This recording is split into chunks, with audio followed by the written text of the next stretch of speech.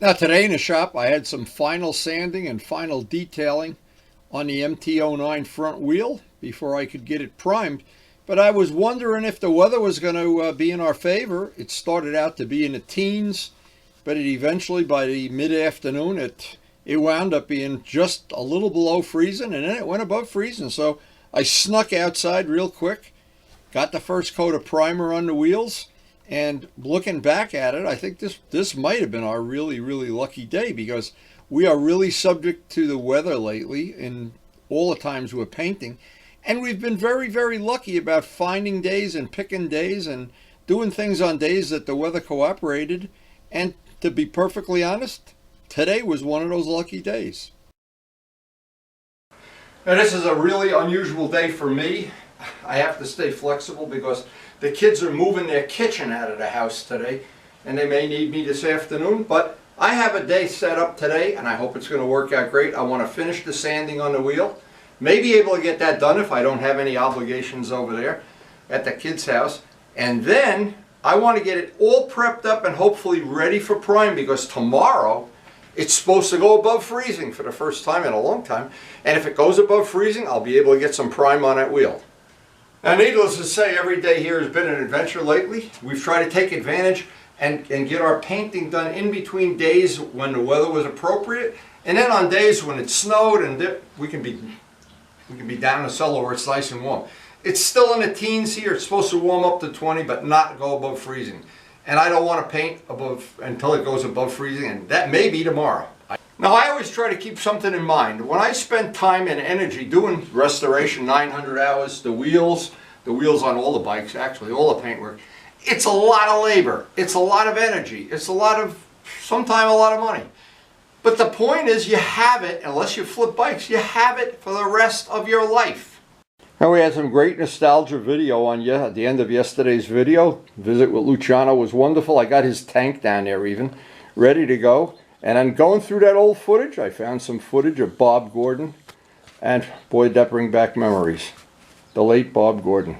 What a good friend he was, and a lot of fun, and a great writer. And every time I spend a lot of time or a lot of energy doing some restoration project, the next year when I'm working on something totally different, I look back and I say, wow, I got this one in the bank, and I'll have this bike forever. But right now I got to chop ice, have a cup of coffee, and get busy. Nobody comes over here to help me do this kind of work. They come over and eat cookies, but they don't come over on sanding day. And today is sanding day. And look who's out here this morning keeping me company while I'm chopping ice. Hey, are you hungry? I think we have a couple of vegetables we could leave out on a porch today. The poor guy's probably starving. Well, the local animals all come for a drink of water. This is the only drink of water probably within miles. It's like an oasis. There's no birds here this morning, but usually there are birds here, and that's why we keep a hole in the ice, and to keep the fish alive. And we had several rabbits in the backyard this year, and they had babies. We saw the baby rabbits. So we do try to feed them and keep letting them have some shot at survival over this. This has been a pretty rough winter so far. Okay, I cleaned off the painting table just in case we do if it does warm up today, you never know. But the first thing, of course, we got to do the rest of the grinding on the wheel and the rest of the prep. And it's good to be inside on a day like today. And the coffee, of course, is extra warm this morning. And we have, look at this, we got 2 cookies left. There was about 4 dozen the other day. And that's all that's left of a whole cake. That coffee tastes so good on a day like today. And yeah, we are ready. I have full energy. We have half of this wheel to do. I hope it's going to go smoothly. Today I got an email from Michelle. I had asked her for some pictures of Carl. I talked to Carl on the phone. He was out riding, and I was working on motorcycles at the time. And he said, I'm working on my motorcycle too. And I told her, get some pictures of him. We can put up on the channel. Of course, Carl is one of my favorite people, and we give him a hard time about everything, but he's definitely a cool guy, and obviously a good rider. He's got to our age without being in a ditch, being 6 feet under. But anyway, Michelle, hey, I look forward to riding in the spring with both of you guys on the other side of the Hudson. Now we still have the second half of this wheel to do. I'm going to try to do it exactly the same as I did the first half, and as you can imagine, it's just a labor of love. Now this is the side of the wheel that's not sanded yet, but I wanted to start at the hub and work my way out. This is the first thing I want to do, is grind off these. These are the little tooling marks, I guess, where they load the casting with aluminum. But I want to get those flat. I'll show the tool that I use just to get it roughly flat. And these are available from Harbor Freight, very inexpensive. And the grits come in all different grits. For the purpose of what we're doing, 100 grit is fine. I just want to knock that down and make a nice flat, and then from there the rest of it I can do with other tools or by hand. Because ultimately in the end, everything's got to be sanded by hand. Now I've heard from several people, including Stephen Walker in Australia, and Stephen, thank you for sharing the pictures in the past, that have actually gone and done a set of wheels based on how we do this on the videos. So what that tool does, that gets off some of the material, but it's still rough, and the edges, all these things I'll do by hand. Now I need to get the pad, once I get to this point, the pad, and I'll show that, and that allows you to get up in here because it's more flexible and around the edges, and of course around here. But ultimately, again, everything's going to have to be sanded. This just takes, this is like having a backhoe, but you still need a shovel to get everything just exactly the way you want it. But it's coming around, it's really moving along pretty good today. Now the next tool that we're going to use is this is the soft pad, fiber discs. What you do with this is you just take this one off, which it should come right off. Put this one on. This one should screw right on. When they're new, sometimes they don't want to take a bite. And now with that soft pad, we're ready to smooth out and radius some of those areas off. On the 4 videos before this set, I tried to show all the tools that I use. Now, none of these tools cost a lot of money. None of them are real expensive or hard to use. But to be honest, it's the labor. That's the big thing. It's mostly labor. So just smoothed it out a little bit more. Now these edges, the rest of this, I think I'll do by hand. And once those spokes are rounded off and they're nice and smooth and flat, the rest of this in here, I have a tool to work on, and the rest of it has to be done by hand. But it's moving right along. And I always say the second side always goes quicker. Another Harbor Freight tool that's really handy for getting in corners, angles, edges. We have places to use it. We're going to try to radius off the edge of each spoke with that, just roughly. And then the final thing, of course, all of this will have to be hand sanded. And every one of these tools has something that it does that just makes the job a little bit easier. But obviously, if the only thing you had was sandpaper, and you were a young person, of course, because you'd be pretty old by the time you were done, the tools make it easy. Now that's a big help, just knocking down the edges, because the rest of it, from this point on, we're going to hand sand everything. But getting around these edges, around here, this is all stuff that you're going to see. And when that keeps coming around in the sunlight, that's the whole objective of what we're trying to do here. Now, to be honest, again, and I was not making a joke, I have done jobs with just sandpaper and just to see how long it would take, and some of the jobs really take forever. The next tool that I'm going to work the edges and radiuses with, this is Harbor Freight again.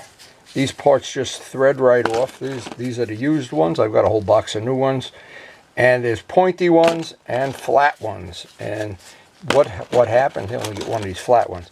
There's places these just get in, save you from wearing out your fingertips when you're doing the hand sanding. Anything you can do with this tool. The thing to keep in mind, this is relatively rough grit. This is 80 grit, 100 grit.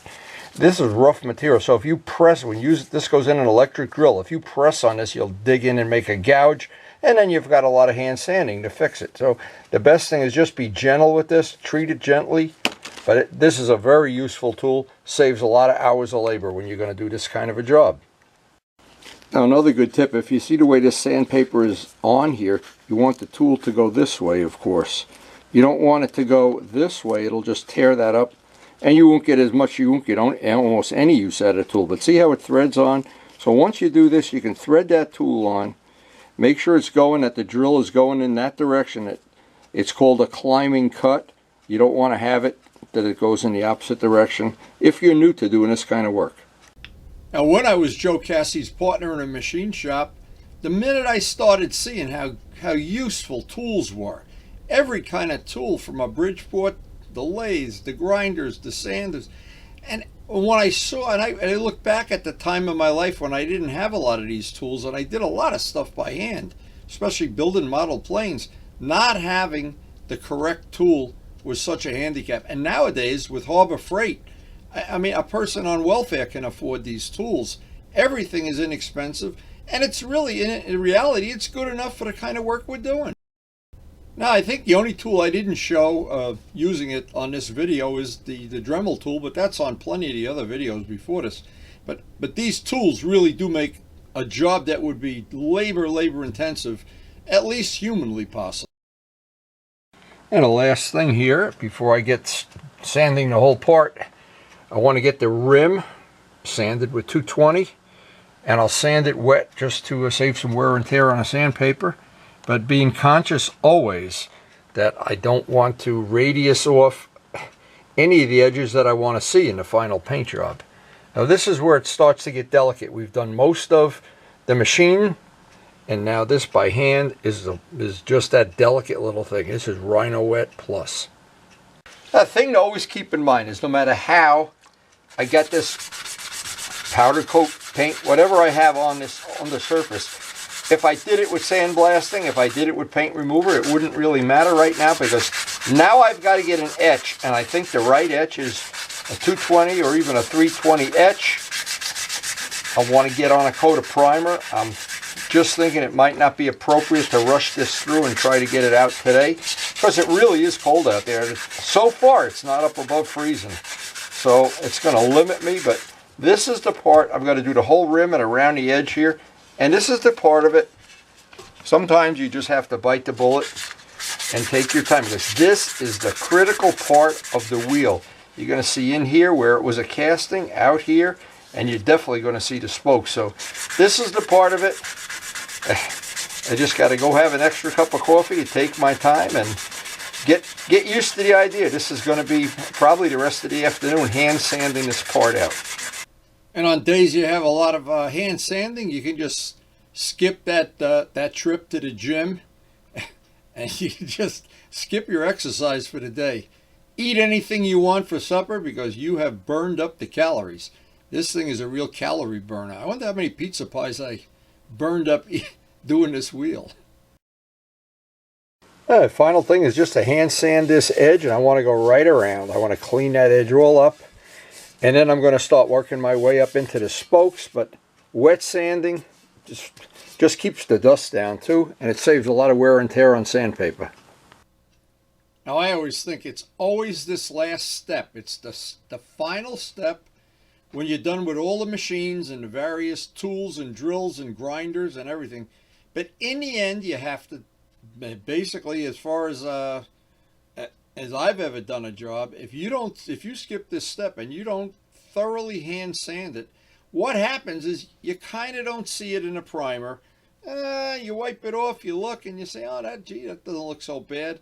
But you know what? When you go to paint it silver, then you see these gouges and scratches and things, you know, that you really wish you would have done more hand sanding. Now, I did a couple hours of hand sanding at the end of this part, and to be honest, I probably should have done another hour, but I was just getting fatigued and tired. You know, there's no secret to that. And for sure, everybody's got a different energy level, and you know, at some point in time, we all run out of gas. That's for sure. But this was a pretty labor-intensive thing to get it to this part ready for pro.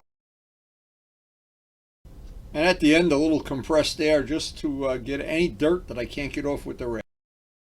So this is a really handy little tool I have, and it goes in the tire valve, and what I have is a bolt that I wrap tape around, and it keeps the diameter, it keeps it centered. If you don't have the tape on, this goes off to one side, and then the paint doesn't make a nice matchup by the valve. This makes it that, and that diameter of that bolt is pretty much the same as the tire valve, as the curvy girl. So having this little tool just makes the job a lot nicer. I'm really fussy. I don't want to get any paint in that little hole where the valve goes, and that hole seals with the rubber curvy girl, so I really don't want to have that I go in there with a knife and googe it all up. This has worked for many, many wheels that I've done.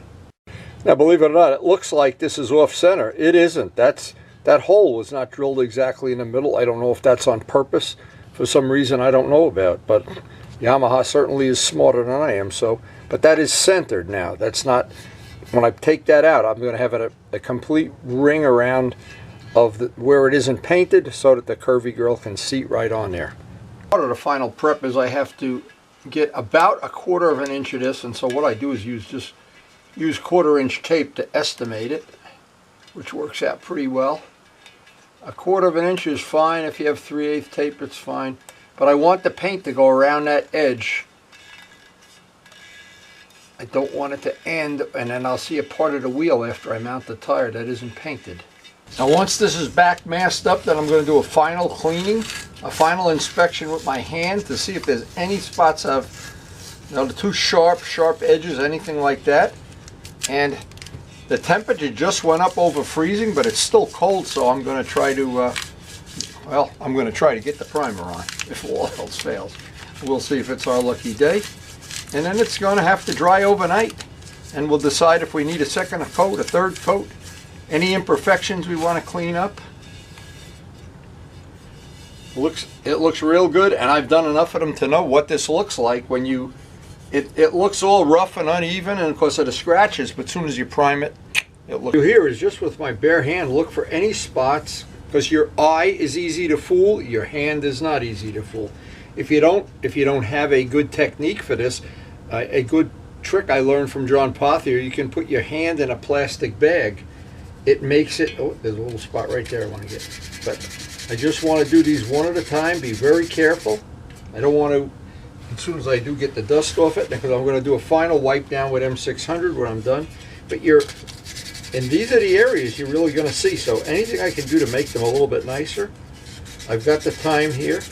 Because all I'm going to be able to do today is get the first coat of primer on here and then look at what I have and try to make a decision. If there's any spots I want to do a second coat, do I want maybe the whole wheel a second coat? I don't know. We'll see. Now we're going to use primer sealer because we haven't gotten all of the powder coat off, and I think that'll just stack the deck in our favor a little bit. And it's always the hand sanding at the very end and the final detailing. And just being fussy about every little radius and every little scratch you can get out, because in the end, you'll always be glad you did. Wipe down with M600, and we will just put some tin foil around our wheel balancer just to keep it a little bit cleaner than it normally would be. This will evaporate very quickly, and we are just hovering a little bit over freezing, so I think what I'm going to do is just get this show on the road here, because we are going to have unpredictable weather, and there's supposed to be some rain coming, and I'm just thinking it would be nice even just to get the primer on this, so if I did have to sand it out and put a second coat, I could be one step ahead on that. And we're ready. This actually, the day went better than I thought it would. So for this job, it's going to be primer sealer. Another little bit advantage of this is gray, not olive drab green, so it may help with the silver if we ever get a thin spot or a chip or whatever.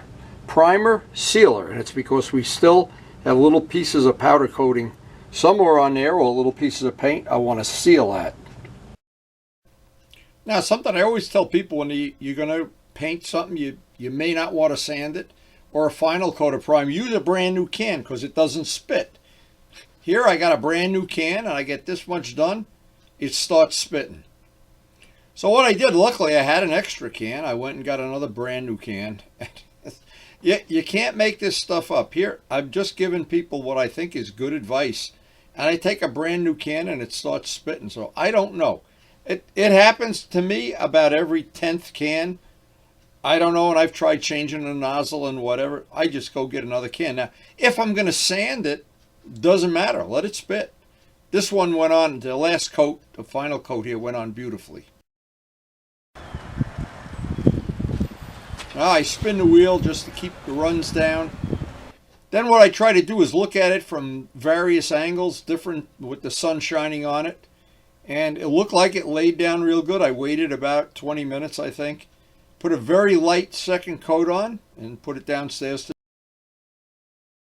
Now once I got the 2 coats on, I got it downstairs, got it underneath a heating vent where it'll sit overnight for sure. And I looked at it very carefully. Every place I looked where there would be a spot I might have missed. Because when the sun is bright like it was today, you get reflections and stuff. And I didn't want to have a spot that I missed and then have to go back over it. But it looked just about as good as it can get. It's amazing how it goes from being scratched aluminum to primed in a half an hour. Now, when a day starts out, you never really know if it's going to be your lucky day or not, but maybe this was my lucky day. Hey, I made it through Groundhog Day. Wow, the real Groundhog Day, not a windy day. Anyway, that's going to dry right here under a heating vent overnight. And all I can say is I'm just amazed how nicely this is coming out. And what this is really inspiring me for is the back wheel. See, you're going to see the back wheel more than the front wheel. The front wheel's kind of hidden by discs. The back wheel, not so much. And you always see it. It's a wider rim and everything. So I wanted to do anything I needed to do to make this perfect before I ever even take the back wheel off the bike. Now, in the past, I haven't done it. I've done it the other way around. But I guess you live and learn. I don't know, but all of the work we did. Now, we put 4 days of grinding and sanding into this. And I think it's safe to say, but I don't know. See, silver, in the world of model planes, you always paint the plane silver first. The silver shows you the mistakes. So if there's any mistakes in this, yeah, so I have to make that decision in the morning. But if not, and I got to work around 2 days of warm weather, but rain all day. Now, and that's the adventure. It's always the adventure of working on motorcycles. At the end of every work day, I clean up the workbench and I just start dreaming about, hey, future rides we're going to have with our friends, and hey, maybe even some more rides on the other side of the Hudson. We'll see.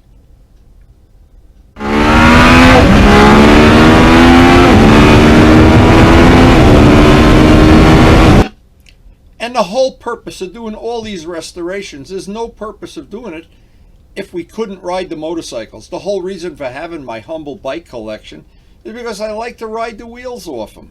I don't want to sit and look at them. I don't want to go to a cafe and eat a bagel and look at the bikes. I want to wear the tires out. I want to wear the oil in the engine out. I want to wear the engine out. But the reality is, you don't ever wear a motorcycle out. It wears you out. I don't know anybody that's ever really worn a motorcycle out to where they weren't worn out first. Anyway, we all share this passion for motorcycling.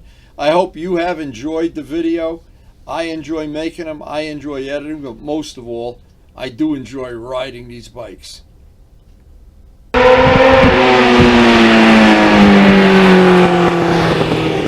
thanks so much for watching.